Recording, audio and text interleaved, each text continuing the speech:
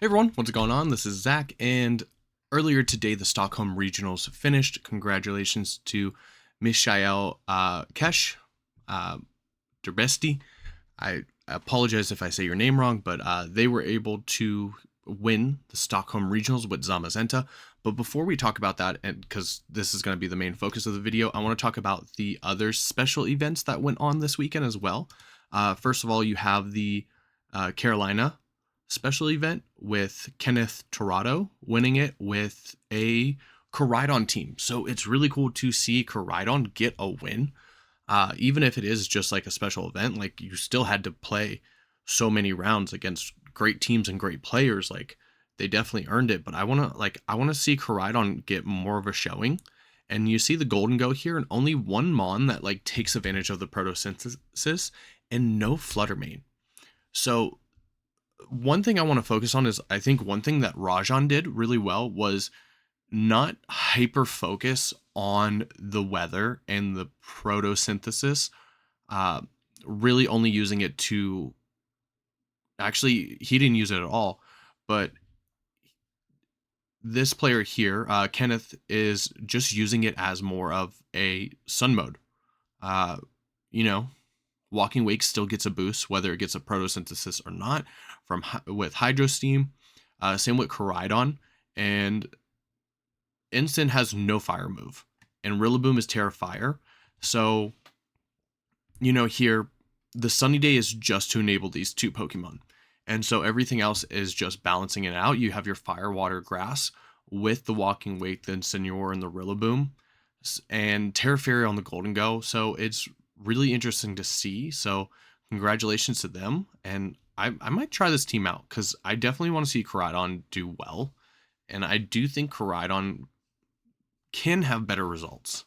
I think it's just, there's definitely reasons why Coridon isn't doing as well. Next up, you have the Bogotá. I'm probably saying that wrong as well. You have Max Morales with Terrapagos. So this is kind of common to what we've seen with the Terrapagos Chi being enabled with Tailwind. But once again, Rain Dance. Rain Dance is here. Even though you have Terrapagos to get rid of the weather when it terrestrializes, you don't... I like how that's not the only way to get rid of sun or to use the weather that you need. So like, we see the Assault Vest Raising Bolt, we see Amoonguss, which doesn't want to deal with the sun, and then the Urshifu, with Surging Strikes, Taunt, and Detect. So only Surging Strikes in close combat, no priority moves. Safety Goggles as well, so it avoids any form of redirection. So really interesting team. They hid the rental code, so we can't check this out yet, but I don't know. We've seen Terrapagos do really well. So it's not a surprise that Terrapagos took the win here. So let's talk about the winning team. Michael Kelsch with the Zamazenta. So Zamazenta hits big. It has Heavy Slam and Body Press. Really two moves that say, you can intimidate me all you want. I'm still going to do consistent damage. The Body Press goes off of the defense, which you get a +1 on entry. And then the Heavy Slam can be affected by, Intimidate, but it's still like a weight-based damage move. So like if you're hitting a Fluttermane, like you're still hitting it for really hard. It covers Fluttermane, the Body Press covers Dark types, covers Ice Horse, covers Terrapagos. So Zamazenta just had a really good matchup, as we'll see into the Restricteds, being able to hit those two Restricteds, Ice Horse and Terrapagos, really hard, or at least forcing them to Terra. It also has Wide Guard for the horses and Kyogre, and Terra Grass to block Spore and Rage Powder. So Zamazenta right now really has just a little bit of everything that is beneficial, and players are definitely taking advantage of it. You have Chen Pao to boost the attacking hits of Heavy Slam and Body Press. So you can do really good damage with Body Press without worrying about like clicking Iron Defense. And then Chen Pao is just like a good matchup pair with the ice typing that for ground types that might threaten the Zamazenta with super effective ground type moves. Latios is a common theme we're seeing. We're seeing a lot more dragons to counter the dragons that are in the meta right now. And we've also seen a droppage in fairy types, most notably Fluttermane. So now the Fluttermane is not that much used because most people, if they're picking a ghost type, they're picking Shadow Rider, but even Shadow Rider is dropping in usage. So when we look at the Fluttermane still dropping in usage, it's actually really crazy to see. And because of that, these dragon types are able to come in and, deal big damage. And that's what we saw with the Latios. Tear Steel just to cover the steel typing, just in case, just so you don't have to take like ice type attacks too hard. You naturally resist, fire and fighting types, which is steel types weakness. So you don't have to worry about like tearing if you're going to encounter those moves. But Icy Wind for speed control, and then just big damage with Luster Purge and Draco Meteor. And the most one of the most shocking things that we actually saw on the stream was the Choice Bandit Rillaboom. Rillaboom did not have Fake Out. It had Grassy Glide, Wood Hammer, U-Turn, and High Horsepower. So the Choice Band is a big change of pace for Rillaboom, and I thought that Rillaboom, after the indie results and Rillaboom resetting terrain in a lot of situations against Miraidon, I thought it would get the Assault Vest back, but their bestie just said no. I'm going to be aggressive with my Rillaboom, so you get an extra boost on your Grassy Glides. So that's probably dealing with Fluttermanes really well. That's probably dealing with Urshifu's Rapid Strikes really well, opposing Pelipper's really well. And then the High Horsepower to cover hitting, those Miraidons really well. So you automatically threaten it. And then you also have, damaging moves against Instant with the High Horsepower as well. And Pelipper best bird. Like, Pelipper covers so much with rain. We've seen it very heavily on the Zamazenta and the Ice Rider teams, because they lend so much to these Pokemon's weaknesses. Both are weak to fire, and both are weak to fighting without terrestrialization. So with Pelipper here, with Hurricane and the rain, it covers both of those types if it wants to hit those types of Pokemon. Weather Ball does great damage in the rain, so like you don't have to worry about Hydro Pump. And then if they switch the weather, Weather Ball changes based on the weather. So as long as they don't clear the weather like Terrapagos does, Weather Ball is still going to do a lot of damage. And Wide Guard. There's 2 Wide Guards on this team with the Pelipper and the Zamazenta. So no matter who's on the field, you can support your team from spread moves, whether you're doing it with Pelipper or whether you're doing it with Zamazenta, which is a really smart move, because with Zamazenta, you don't always want to be clicking Wide Guard.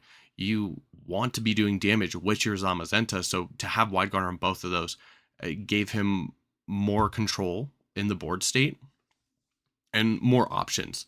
So they couldn't just fake out one user because they knew it was going to Wide Guard. Like, you had to figure out which one was Wide Guarding if they were both on the field. No Tailwind is really interesting for the Pelipper, but we do see the Tailwind for Moltres. Moltres is, hitting both sides with the Fiery Wrath, hitting the special side, and the Foul Play hitting the physical side, the physical attackers. Both of them being boosted by the black glasses that it had. And then it had the Tailwind as well and Protect with Terror Dark. So once again, Moltres did really well because we're not seeing a lot of fairy types. And so we're seeing more of these Mons. And I wonder if this would give rise for a single strike Urshifu to make another comeback, because we saw the usage drop versus Indy. But now that like Shadow Rider and Fluttermane are dropping, like, I think Single Strike could have some placement here because it does good damage against, the Ice Horse and Zamazenta and Terrapagos being fighting in dark. Unfortunately, though, we didn't see too much of the Moltres on stream. But now that we're done talking about the winning team, let's talk about the rest of top 8.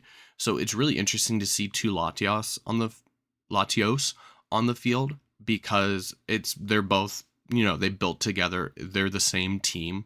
So obviously this team worked out because we saw 2 players with it get results. And then I think there's a third one in the day 2 list as well. Another thing I've noticed is that there's 2 Miraidons, 2 Terrapagos, 2 Zamazentas, 2 Ice Riders. These are your restricteds. Like really, like this is what you have to prep for going into the next big tournament, going into your grassroots tournament. And I think as people start shifting towards these mons, you might see a spot for 1 or 2 other restricteds popping up that deal with these well. Like I said, I think Koraidon can do well against most of these mons. We just have to figure out how to use Koraidon effectively, Iron Hands, 2 Iron Hands, and this is kind of what we've seen here with the Rajan's Miraidon team, but it's leaning more towards the Trick Room mode. And we've seen this with one more version of the team in day 2, where instead of the Ogre Pawn, or instead of the, what was it? He had Ensign. Where's the copy? Yeah, he had the Ensign. So instead of having the Ensign, like the fake out user is that Iron Hands takes advantage of the electric terrain and then is better in Trick Room, especially if you want to go up against, those Ice Riders in Trick Room. You have Drain Punch. You also have the electric type moves. So if they want to Terra Water, you can punish that as well. And then Drain Punch and Close Combat on these 2 Iron Hands can do great into Terrapagos. So I think a lot of the adaptations we saw with the Rajan Ball Miraidon team was more leaning towards the Trick Room, which I find interesting. Regidrago, once again, Dragon types are coming back in, and this is kind of hyper offense mode. So you have the Tailwind with Whimsicott, you have the Redirection with NDD Female, and then you have your Fire, Water, Grass between 2 mons with your Heartframe Ogre Pawn and Rapid Strike Urshifu. But once again, like with the Tailwind, like Regidrago just punishes like a lot of teams that are bulkier, and there's no fairies. So Regidrago has that chance to deal a lot of damage, like right off the bat. And what I found really interesting about this one is that it's all Dragon type moves: Draco Meteor, Dragon Energy, Dragon Balls, Life Orb. So this is the dragon damage dealer. And Niels is a great player, so like he knew what he was doing with this choice. When we look down at day 2 teams, what were I noticing? The highest Shadow Riders were 13th and 14th. Very kind of unique teams, but once again, like I like this one better because it's not just solely reliant on the Shadow Rider. We see most Shadow Rider teams like this where it's focused on supporting the Shadow Rider, and it's kind of very linear where if you can get rid of the Shadow Rider, you're good, you're fine. But with this team right here, there's different modes. Like you can have the rain mode. Let's see. Did it have Rain Dance? It did have Rain Dance. So you can have Rain Dance with Wellspring Ogre Pawn. You can have a Como-O with Body Press, Iron Defense, and Throat Chop. Throat Chop is there to get rid of things like Hyper Voice from something like a Farigiraf, to get rid of Hyper Voice from something like a Blood Moon Ursaluna, to stop Snarl, to stop Parting Shot. So this Throat Chop here kind of enables the Calyrex to do well, and it's a calm mindset with a Spooky Plate. So it has to be bulkier if they are depending on things like the Tailwind, the Fake Out, the Wide Guard, Follow Me. So it seems like you just work to one of these 2 modes. It is an interesting team. It's cool. Ting Lu was one of the mons that I kind of called out last video after Indy as something we might see as an adaptation because it drops special attack and it also is a ground type, so it is immune to Miraidon. So we see it here with the Calyrex Ice Rider, and another Moltres, Galar Moltres as well, and a Milotic. I think Milotic is really good because when you see Incineroar having 60 to 70% usage each time, like, it's only a matter of time before people start bringing in competitive and Defiant Mons, and Milotic is really the best out of what we have right now. And Blind Hypnosis, Safeguard, which is really good for, preventing the Calyrex from getting burned. And so you can go with something other than the Terra Dragon. You can go with something other than the Terra Water, something other than the Terra Grass to, prevent those burns, to prevent those sleeps. Safeguard there prevents status, I believe. Is it status or is it stat drop? I want to say it's status. But Choice Specs Moltres, Fissure on the Tinglu, which I think is actually like kind of smart right now, as crazy as it sounds, and then just the Among Us for support. So this seems just like a Trick Room team, and if you are really worried about, the something outspeeding it, like if you don't want to run the Trick Room, there is the Lagging Tail on the Grimmsnarl, so you can just immediately slow down something that threatens a knockout. Protect on one of your mons. There's protect on almost everything that you would want to protect, like the Calyrex, the Milotic, and the Amoonguss, and then you can trick to throw off the speed tiers, and the Tailwind, it doesn't matter, because I believe Lagging Tail makes it last in the priority bracket. So it's not like Iron Ball where it cuts the speed in half. It just affects the priority bracket straight up. Out of these day 2 teams, we have one Zacian, we have one Koraidon, we have one Groudon, and we have one Kyogre, and they're all in the bottom half of day 2. Great players. Cassidy, Jamie Keane, I believe, had one of them. Jamie Keane had the Koraidon team, and then I don't recognize the other 2 names, but I mean, like, they did really well, and they got into day 2 with those restricted. So, like I said, I still think there's something there, Where was the other Miraidon team? Yes, this Miraidon team from Roy Gomez, with basically, once again, it is just like Rajan's team, but the Araquanid once again leans more towards that Trick Room, and then support in another way, where we saw with the Iron Hands, we saw Incin get subbed out as the fake out replacement, but they bring Araquanid over Cornerstone or Ogerpon for the wide guard. So it's kind of like, I think it's very interesting that you saw all the adaptations lean more towards the Trick Room mode. And the last thing about the day 2 teams, 50% usage, like half of the teams had Raging Bolt. Calm Mind, I didn't check all of them, but Calm Mind is basically done. Especially with Encore coming around. It is down to just, either AV to help deal with, the special attacking boosters, speed control, or it is booster energy to deal like immediate, like good damage. So AV and booster energy. Raging Bolt is definitely something that you have to prep for. Let's talk about the usage. Okay, let's start with the non-restricted. Pelipper Best Bird. This is day 1 results.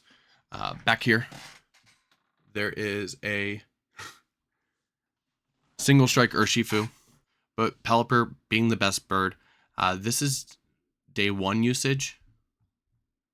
This is day 2. Pelipper is up to 40% usage. Incin, not as high as last time, but once again, Raging Bolt, 50% usage in day 2. Rillaboom spiked back up. Actually kind of stayed the same. It just, in the top 12, it moved up, but the percentage stayed the same, which I thought would happen with Miraidon winning. You want to be able to change the terrain, and Rillaboom is one of the best mons that does that. Ensign is on top and for day 1 and day 2, which is kind of showing why Zamazenta has been doing so well, why Terrapagos carries Earth Power, why Shadow Rider, or why Ice Rider carries high horsepower, because it has to have a way to deal with the Ensign, because Ensign is like necessary. Not completely, but most teams will have it. There's only 2 in Top Cut, though. I will say that. But I think that has something to do with Zamazenta being able to body it, pun intended. Most of the usage stayed the same. We saw higher Bolt in day 2. We saw higher Rillaboom in day 2. We saw higher Farigiraf overall on both days. All are reflections of Miraidon, stay winning, whether it is a way to deal with Miraidon or a way to enable Miraidon with the Farigiraf. And day 1, I thought Chien-Pao. That must have been comparing it to Indy. Let's talk about the restricteds. First off, day 1, we have more of a variety. Last time we only had 8 on this list. Now we're up to 10. So we definitely saw higher percentages. We saw people feeling more comfortable trying different mons, trying to adapt to the meta. Shadow Rider, big drop. Let's go take a look at day 2. Shadow Rider, once again, big drop, where originally it was like 16% at Indy day 2. Now it's down to like 16%. Ice Rider kind of stayed the same. Kyogre had a big increase day 1, but a big drop day 2. So there were more Kyogres day 1. They didn't do that well. Probably because most Zamazenta teams had 2 forms of Wide Guard. So it was probably hard to deal with the Zamazenta teams in that situation, especially with Terrapagos, like being able to just get rid of the weather whenever it terras. And then Ice Rider actually enjoys the rain being up. It doesn't mind it at all. So I can see why Kyogre dropped back down. We saw a small increase in Terrapagos, but that was expected. With how well it's done and how well it's been doing, I honestly think that is going to increase. The big thing is the Zamazenta being at 25%. 25% and getting the win.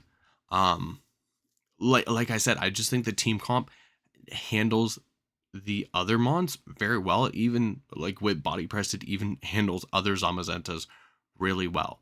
So the Wide Guard for the Kyogre, the Wide Guard for the Shadow Rider, even for the Terrastar Storm after the Terra, Body Press against Ice Rider, Body Press against Terrapagos. Like the Zamazenta team had a lot of stuff that worked out really well for this, and a lot of people made the right call, as you can see with 25% usage in day 2.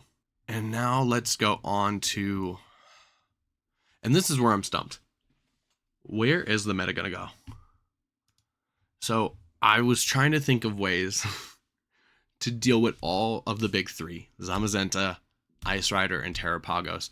And it's really hard to do, which is why they're all doing so well, because you can't plan for all the matchups, right? First off, Ho-Oh. I'm not too sure about this, but Brave Bird, hits those Amoonguss as well, does solid damage. I was thinking Scorching Sands, but it's a special attack. So maybe Terra Ground Fire Blast and the Sacred Fire. So like my big idea, as you can see, Entei is also on this list. Burning these mons. If you burn the Terrapagos, the burn is always going to help keep it away from having that full Terra Shell, which allows you to get bigger damage on it before it terras. Burns really do nothing for the special attacker Terrapagos, but with Zamazenta and Calyrex Ice Rider, even if they terra, like getting a burn on them is really good. It's really good. It cuts their damage in half. So I think some mons that would be able to take, moves from Zamazenta and Ice Rider and be able to burn it, like I think could be really good. Ho-Oh here with the flying type, so it resists the body press The fire type will help it, take neutral hits against Glacial Lance. It still does a lot. But it also has Regenerator, so you can switch it in and out and just like chip Pokemon down with it. Wo-Chien here. Wo-Chien kind of has a bad matchup into the Ice Rider and into the Zamazenta. Being dark and grass, it really doesn't want to take an ice type move or fighting our body press. But the Tablets of Ruin can help it out, and it can help its partners out. So I was thinking something of like helping out the Ho-Oh, like maybe putting on a more offensive item and then using Pollen Puff for the recovery when you want to stay in. Foul Play to hit those, those heavy attackers, and then just like Snarl.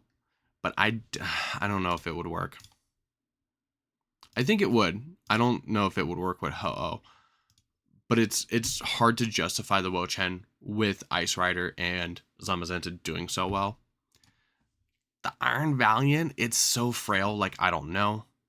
Spirit Break would do really good into Shadow Rider. Spirit Break would do decent, dropping the special attack of Terrapagos. Close combat, hits the Ice Rider and Zamazenta decently before Terra. Wide Guard for dealing with, those Glacial Lances, those Water Spouts, those Astral Barrages, and then Taunt, non-priority Taunt to help Trick Room. Maybe. The Entei is one I could actually, like, really see coming back. The Inner Focus, like, not having to, get faked out is really good on lead. Snarl to drop the special attackers. So those Terrapagos, those Shadow Riders, Sacred Fire once again for those burn chances, being able to burn them. Bulldoze for speed control, and then like E-Speed for just like priority. I think this could work. I think we could see Entei coming back. We saw Latios. Why not? Why not Entei? Dialga was something I was just like, maybe Dialga Origin Form, because it's so bulky. And you can have this telepathy, so you can, bulldoze in front of it and not get hit by the bulldoze. That would be like a solid form of speed control with the Dialga Origin. Dialga Origin like can handle the Ice Rider decently well. Not so much the Zamazenta, but then Ice Riders mostly carry, high horsepower as well. So that was just an idea. I don't think the Dialga is going to work. I was just thinking of what would go well with Dialga, and that's when I came across Entei. And the last one is like Ting-Lu. Ting-Lu, I think, is still can find a place in the meta. And like I said, I think Fissure, I hate saying this, I think Fissure is a good move again. I think it's a good move again because it's an Oko move. It's an Oko move on a bulky Mon that wants to just sit on the field.